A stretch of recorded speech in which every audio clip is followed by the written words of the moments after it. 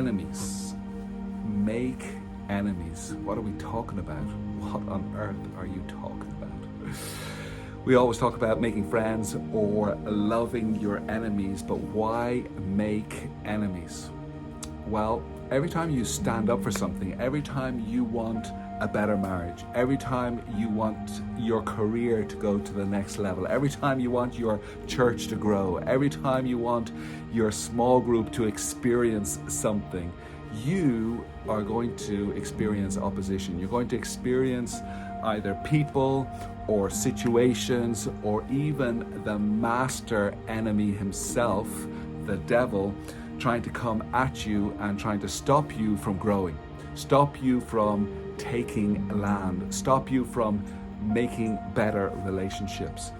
And I've been thinking about this recently a lot and how important it is that we have an enemy.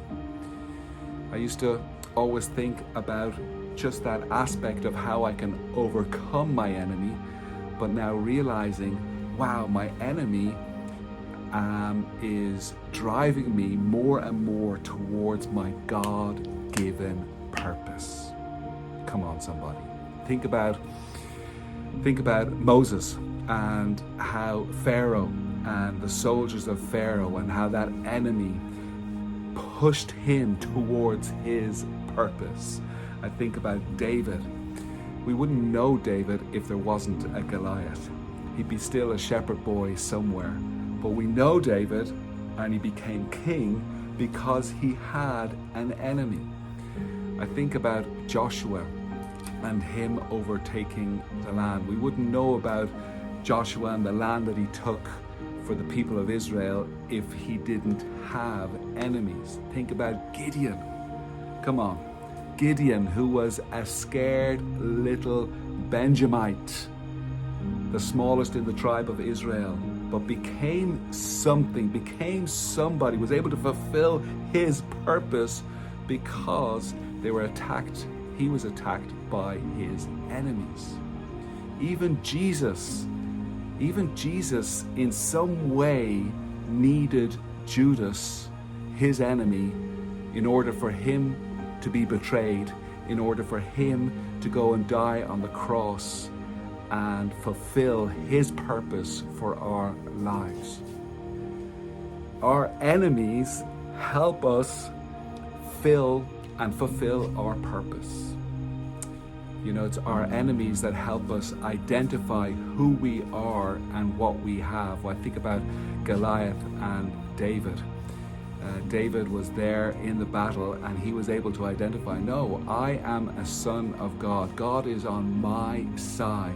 He was also able to identify what he had. He had a sling, he had stones, he had experience.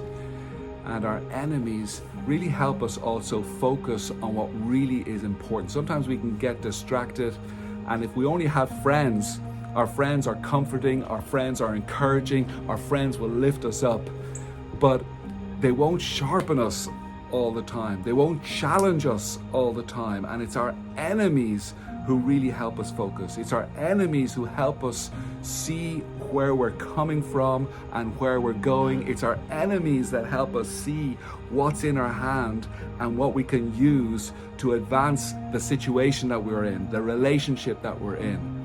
Enemies can be really good for you, a blessing to you.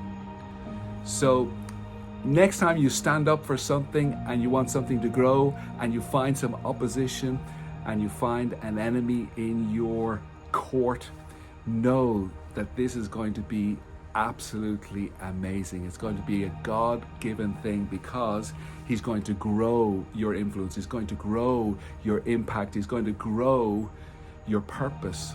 And you're going to dig more and more into what God has in store for you. So go ahead and make enemies.